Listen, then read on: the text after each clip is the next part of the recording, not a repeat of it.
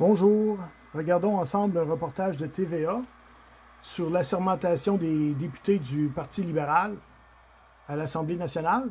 À Paul Saint-Pierre Plamondon. Alors, le vidéo en question commence ici à 2 minutes 55 et nous en écouterons un bon bout. La durée totale du vidéo est de 25 minutes 36. Dès le départ comme ça, ça va être l'attitude des autres partis, c'est sûr, mais Paul Saint-Pierre Plamondon, lui... Regardons comment ça se passe à l'Assemblée nationale. C'est intéressant, c'est important de réfléchir à nos institutions, à ce qu'on dit aussi dans un serment. Un serment, c'est important. Quand on va au tribunal puis qu'on jure de dire la vérité, juste la vérité, je sais que c'est pas tous les témoins qui le font, mais c'est quand même important. C'est ce qu'on veut, c'est ce qu'on souhaite, c'est solennel.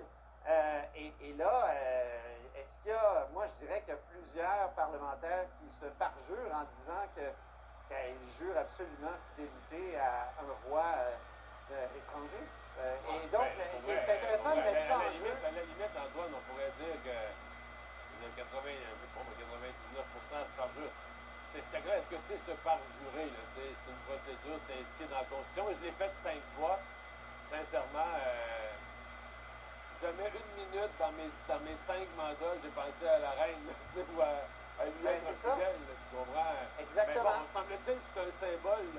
On a interprété, jadis même au PQ, quand on n'aimait pas ce serment. Je rappelle que c'est l'assermentation des députés du Parti libéral. On va travailler dans le respect des lois, des institutions du pays où on fonctionne. Oui, mais c'est comme ça souvent qu'évoluent, paradoxalement, les régimes britanniques avec justement des évolutions et non des révolutions. Ouais.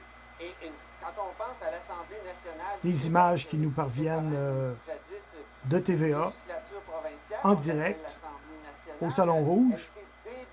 Leurs caméramans et leurs journalistes sont là. Et donc, on a fait toutes sortes de choix. On a aboli le Salon Rouge, actuellement, où sont les députés. C'est quand même... Donc, c'est des choix, à un moment donné, qui sont en phase avec les conceptions de la majorité de la population. Or, la majorité de la population, de sondage en sondage, exprime sa non-fidélité à l'égard de la couronne britannique. Ils disent, ben non, c'est pas notre souverain, c'est quoi cette affaire-là? Donc, c'est bon de mettre ça en jeu. Puis Sol Zanetti avait essayé à la dernière législature. Il a échoué en raison justement d'un libéral, Marc Tanguay, et du caucus libéral qui a décidé non de tenir la ligne dure encore. Et c'est là où moi je me dis, est-ce qu'on peut encore parler de fédéralisme? Est-ce que ce sont des fédéralistes, des gens qui veulent absolument conserver telles quelles les institutions, de peur justement de se poser des questions fondamentales sur notre régime? Et ce sont plus des canadianistes. On veut garder les choses telles qu'elles sont. Puis c'est une lutte donc actuellement entre, je pense, une forme de fédéralisme, même si ce sont les souverainistes actuellement qui mènent le combat. Donc une transformation des institutions et la volonté ferme de garder ça tel quel. On entendra peut-être Mme Anglade plus tard justement là-dessus. Particularité, je pense qu'il faut la mentionner, Antoine, ce matin. On ne sait pas encore s'il y aura un commandement pour Paul Saint-Pierre Plamondon et son serment. En tout cas, il y a eu certainement un commandement ce matin d'une députée sur le point d'accoucher, Marois Risky, et de son conjoint, puisque les deux sont députés, Marois Risky dans Saint-Laurent et Greg Kelly dans Jacques-Cartier. Alors là, il y a des photos qui ont été faites. C'est Marois Risky qui les a publiées sur son compte Facebook. Donc, vers 7h30, 8h ce matin, ça a l'air d'être un bureau de comté. Je m'avance dans un bureau quelconque. Ils ont prêté serment, les deux. La scène a été captée et sera retransmise, donc un serment en différé, à distance. Le secrétaire dit que ça respecte toutes les lois, tout l'esprit des lois. Mais il semble bien que c'est une première, ça aussi, Antoine. Là. Donc, il y a de la flexibilité à l'Assemblée nationale, comme l'écrivait Emmanuel Latraverse ce matin dans le journal. On dit qu'il y a de la flexibilité à l'Assemblée nationale. On peut faire les choses à distance. Moi, j'ai entendu parler de lieutenant-gouverneur. Je vois pas ça ici avec la tribune de la presse qui m'interdit d'être présent à une telle cérémonie d'assermentation. Moi qui est journaliste. Ou de terrain de golf, Antoine. Ou de terrain de golf, voilà. Excuse-moi. pourquoi pas prêter serment à distance, Mario? Ouais, Alors, ouais. non, c'est intéressant. Donc, il y a de la flexibilité sur des choses comme celle-là. Est-ce qu'il va y avoir la flexibilité sur... Alors, on voit tout l'espace qu'il y a en haut sur la tribune, sur la galerie. C'est la question qui va... On voit tout l'espace ici. Revenons à l'assermentation libérale dans son esprit général. 21 députés qui seront assermentés ce matin. Il y a vraiment deux façons de le regarder. Si tu prends comme point de départ le Parti libéral du Québec, cette grande institution, plus souvent qu'autrement au pouvoir, on peut dire 14 21 députés, c'est un désastre, c'est parmi les pires résultats historiques du parti. D'autre côté, si tu te reportes à mi-campagne, là, ou même au début de cette campagne, le Parti libéral a eu peur de bien pire, a eu peur d'avoir 14, 15 députés. Maintenant, on se demandait est-ce que Québec solidaire pourrait passer devant eux et leur voler l'opposition officielle. À 21, il y a quand même un soupir de soulagement. On est clairement l'opposition officielle. L'événement de ce matin, là, je fais un long préambule, l'événement de ce matin, est-ce qu'il est dans une atmosphère heureuse ou morose? Est-ce qu'on est dans la bonne humeur ou dans la tristesse? On continue sur la bonne humeur. Je pense que c'est la stratégie de Dominique Anglade de garder le sourire, d'essayer au moins d'avoir les allures du moral. Alors, si on se pose la question, le journaliste qui est là, c'est Antoine Robitaille. Parler avec l'entourage de la chef. Il va être question de lucidité ce matin. Et donc, il y a une phrase là, qui va probablement être et je le répète, tout ça est en direct. Quant au résultat de l'élection du 3 octobre. Et elle va dire, par exemple, que dans les circonstances, n'étaient pas toujours favorables, mais que malgré tout, même si le Parti libéral est confiné dans l'ouest de l'île de Montréal, et bon, il y a quelques comtés à l'extérieur, mais quand même très, très peu, elle considère qu'elle a la légitimité de parler comme opposition officielle au nom de tous les Québécois. Donc, elle va insister là-dessus, mais elle admet que ça a été très difficile.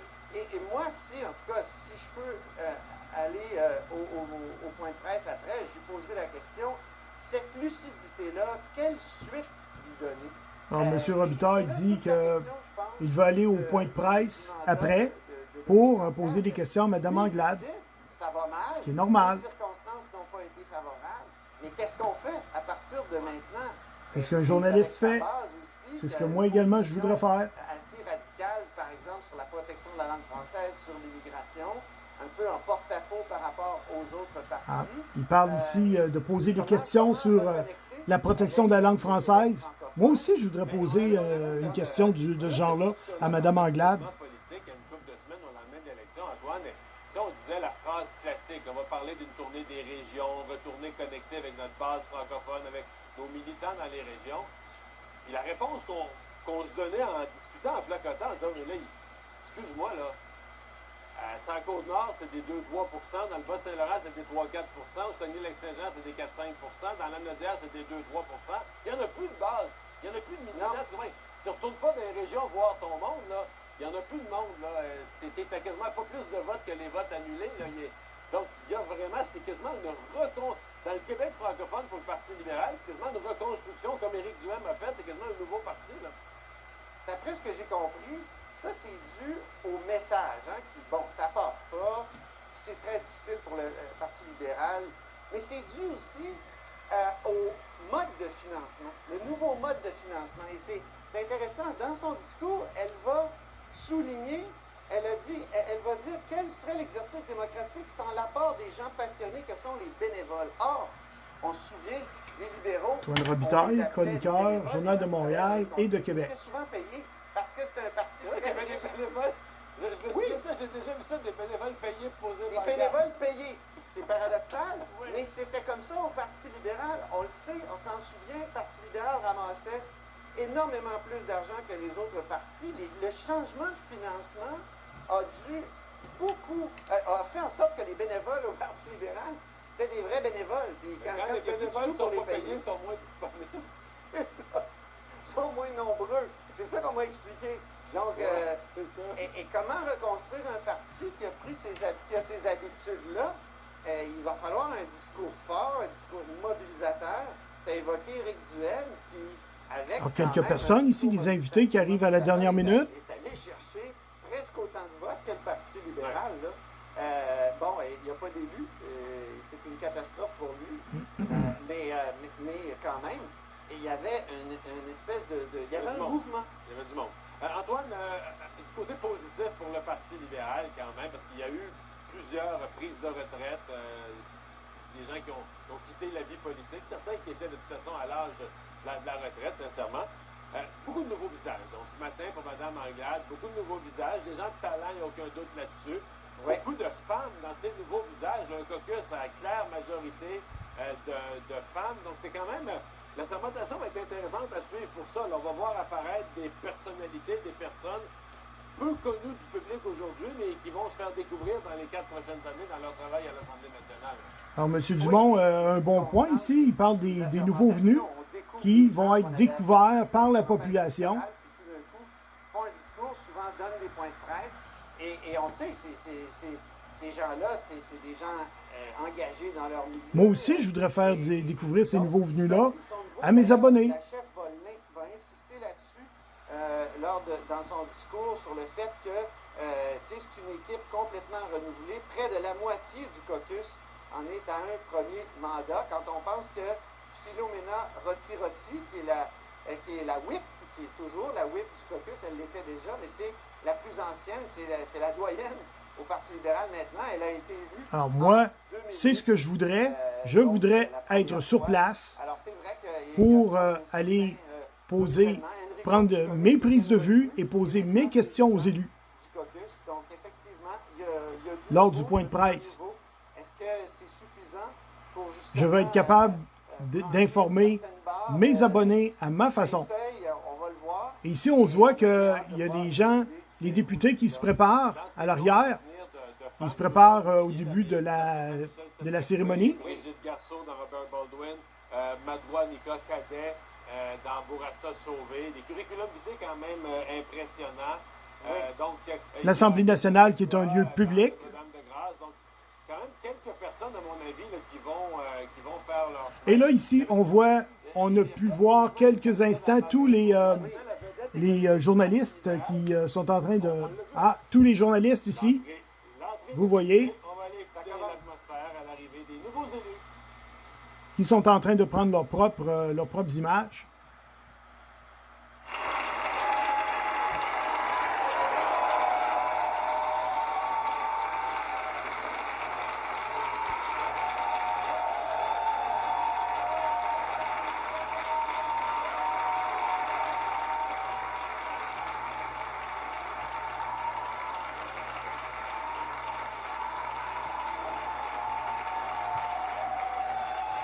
Donc, je répète, c'est en direct sur LCN.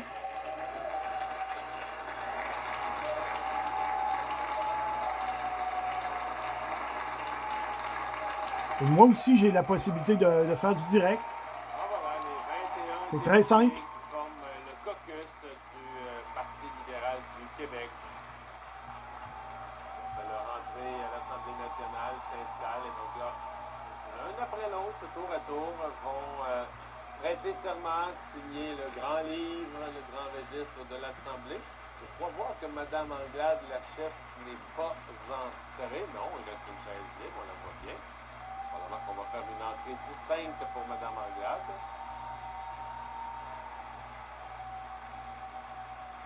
Enrico Ciccone qu'on voit au centre, le nouveau président du caucus du Parti libéral. Marc Tanguay qui est le leader qu'on voit à droite de M. Ciccone. Marc Tanguay qui vient de saluer. Lui, c'est le nouveau leader parlementaire. André Fortin qu'on a vu en arrière, c'est l'ancien. On voit le caméraman ici, un caméraman qui est en train de prendre place sur le côté de la salle. Et il y a de la place.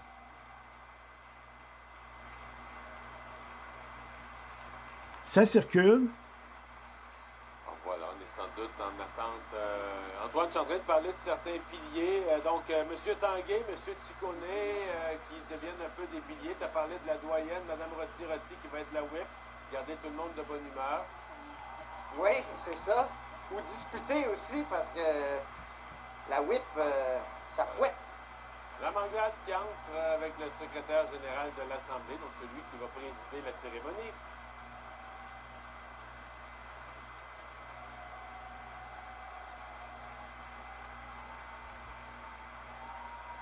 que Mme Anglade salue, c'est Linda Caron, ça. C'est l'ancienne présidente du Parti libéral qui remplace maintenant Gaétan Barrette dans la circonscription de La Pinière. Voilà. Tout le monde salue Lise Thériault, là, qui a l'air... On voit ici les journalistes qui sont assis sur un petit banc, très bas, pour ne pas bloquer la vue. On les reverra peut-être plus tard.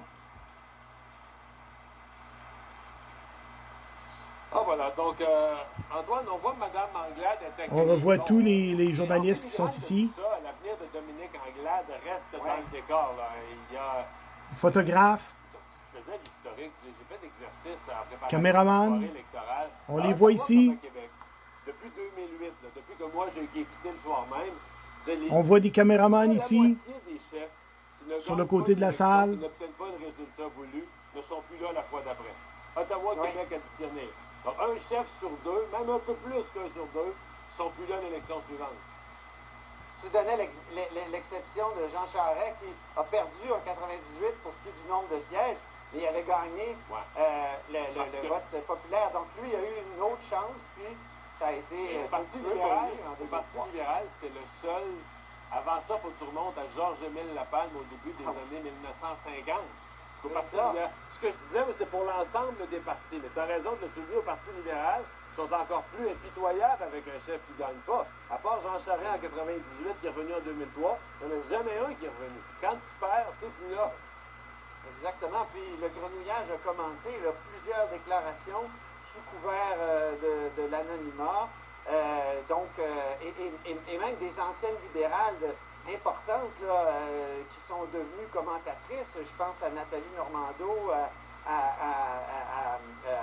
donc il y avait aussi une autre, le nom échappe, en tout cas, Michel Courchaine, voilà. Michel Courchaine aussi qui ont dit... On peut voir des images en direct de TVA qui prend ses propres images, qui est capable de diffuser en direct. Comme moi, je peux techniquement le faire. Et comme on devrait me permettre de le faire, on voit ici tous les journalistes qui sont là. Pour ramasser des commentaires assez négatifs. On va aller écouter le secrétaire général là, qui explique le sens du... Bien sûr, il ne devrait pas y avoir de favoritisme pour votre rôle de chef de l'opposition officielle, qui représente une fonction fondamentale dans notre entre journalistes. Mesdames, messieurs les députés, je vous félicite pour votre élection ou votre réélection dans vos circonscriptions respectives. Vous exercez maintenant la fonction la plus importante dans une société démocratique. Qu'il s'agisse pour vous d'une nouvelle fonction ou d'un retour à l'Assemblée nationale, vous vivez Regardez ces belles images significatifs dans le parcours d'une personne élue, prises sur le côté de la salle. qui sont au nombre de deux. Le premier est prêté en vertu de la loi constitutionnelle de 1867. Le second est prévu dans la loi sur l'Assemblée nationale. La prestation des serments vous permettra d'exercer pleinement vos rôles à l'Assemblée nationale, soit de légiférer, de contrôler les activités de l'État et de prendre part à tout débat dont l'Assemblée nationale est saisie. En outre, dans le cadre des délibérations parlementaires, vous pourrez jouir du privilège de la liberté de parole, qui vous donne la possibilité de vous exprimer sur toute question. Alors ici, monsieur est en train de parler de la liberté de parole, donc la liberté d'expression. Et au Canada, la liberté de la presse fait partie de la liberté d'expression. Madame Anglade, je vous invite maintenant à venir me rejoindre au lutin pour la prestation de serment. Alors, une autre caméra qui est bien placée sur le côté de la salle, qui montre Mme Anglade s'avancer. Donc, et donc là, il va y avoir des discours.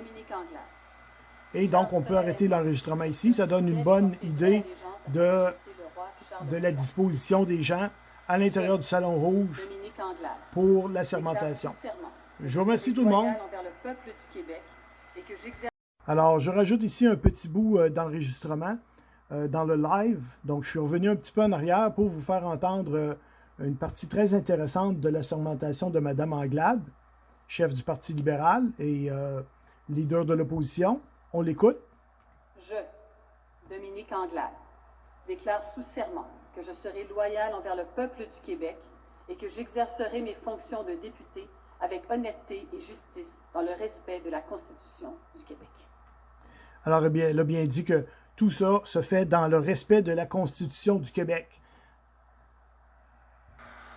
On revient ici et on vient consulter la Charte des droits et libertés de la personne, ce qu'on appelle la Charte québécoise, et on va, un document quasi constitutionnel, et on va ici à l'article 3.